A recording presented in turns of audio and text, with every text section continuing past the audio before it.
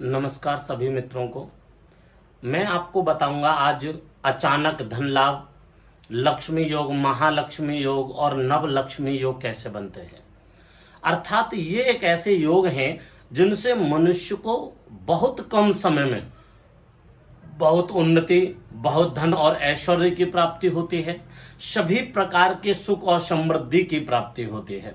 लेकिन इसमें होता क्या है, बहुत सारे लोगों को कुछ चीजों को हासिल करने के लिए बहुत मेहनत करनी पड़ती है और कुछ को उनका भाग्य इतना सपोर्ट करता है कि वो हर एक स्थिति से सफल होते चले जाते हैं और उनके मार्ग में कोई भी बाधा नहीं आती। उस पर भी बाधा किन किन कारणों से आती है, किस पर्वत से बाधा आती है, उस पर हम चर्चा करेंगे। लेकिन सबसे पहले मेरा जो आज चर्चा का विषय है वो है अचानक धन लाभ। अचानक धन लाभ कैसे होता है, ये तो आपके ये जीवन रेखा है। जीवन रेखा जहां समाप्त तो होती है वहीं से एक रेखा उठती है सीधी, जिसे हम कहते हैं भाग्य लाइन, भाग्य रेखा। ये भाग्य रेखा है और इसी भाग्य रेखा से कोई रेखा उठकर सूर्य पर्वत की ओर चले जाए।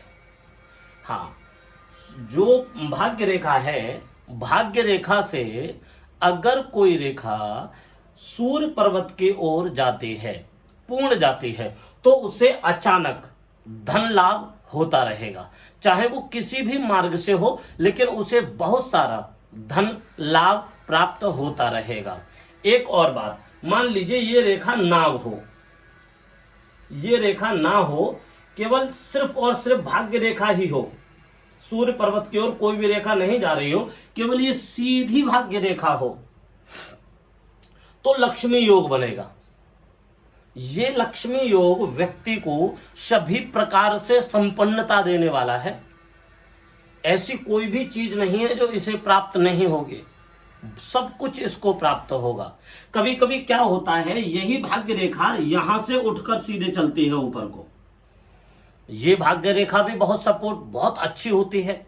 ऐसा व्यक्ति सभी प्रकार से संपन्नता, सुख, समृद्धि हासिल करता है। ऐसे व्यक्ति के मन में हमेशा दृढ़ संकल्प रहता है, जो ये विचार करता है वही करता है। कभी कभी क्या होता है, यही भाग्य रेखा ऊपर को जाने वाली शुक्र पर्वत से उठती है। ये शुक्र पर्वत से उठने वाली रेखा भी व्यक्ति को जीवन साथी के तरफ से भी सभी प्रकार के सुख, समृद्धि तथा ससुराल पक्ष से संपत्ति का योग बनाती है तथा समृद्धि का योग बनाती है। और यही रेखा मान लीजिए कि बुध पर्वत की ओर चली जाए, भाग्य रेखा बुध पर्वत की ओर चली जाए, ऐसा व्यक्ति मान लीजिए अपने व्यापार से बेहद धन संपत्ति को हासिल करता है। यही भाग्य रेखा गुरु पर्वत की ओर चला जाए और ये गुरु पर्वत की ओर पहुंच जाती है रेखा, तो आप मान लीजिए ये व्यक्ति धार्मिक तो है ही, ये व्यक्ति सभी प्रकार की समृद्धि हासिल करने वाला है। अब मैं आपको बताता हूं श्री महालक्ष्मी योग। श्री महालक्ष्मी योग में क्या होता है, इस जगह पर एक तराजू का स्थान होता है।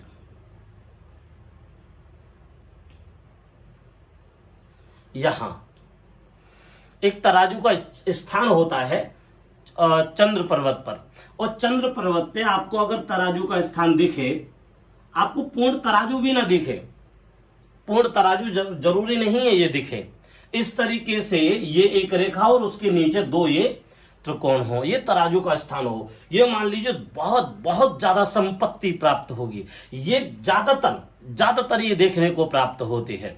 ऐसी मैंने कई रेखाएं हैं जो मैंने देखी हैं अपने दृष्टि से।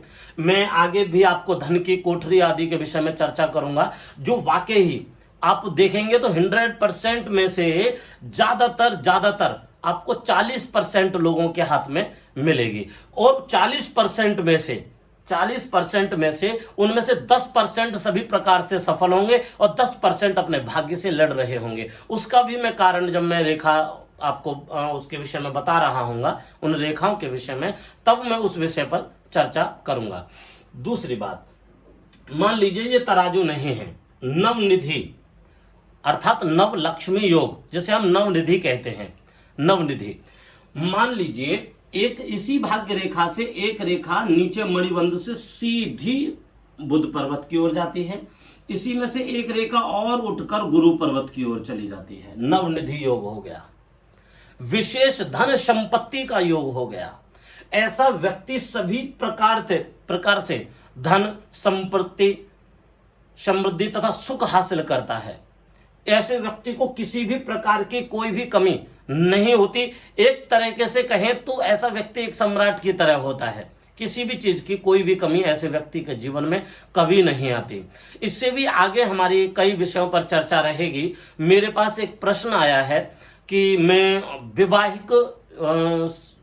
विवाह से संबंधित तथा विवाह के पश्चात होने वाले जीवन में जो लाभ होते हैं, हानि होती है, परिवर्तन होते हैं, तलाक के योग होते हैं, दो विवाह के योग होते हैं, ऐसी चीजों पर मैं चर्चा ज्यादा करूं। तो मैंने उनसे कहा मैं क्रम से चीजों को बताऊंगा, लेकिन उनके भाव से मेरे मन में भी एक विचार आया है कि मैं एक तरफ आपको योग पढ़ाऊंगा और एक वीडियो में मैं आपको क्रम से लेकर चलूंगा।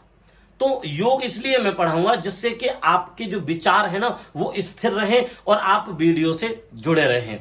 योगों में क्या होता है, योग स्पष्ट होते हैं। अगर ये रेखा अगर शुक्र पर्वत से उठकर सीधे बुध पर्वत तक जाती है तो ये योग बनेगा। मैं इसी तरीके से सभी योगों की एक वीडियो आपको मैं कर्म संबंध से लेकर जोड़ के चलूंगा। विधि से मैं आपको सिखाऊंगा।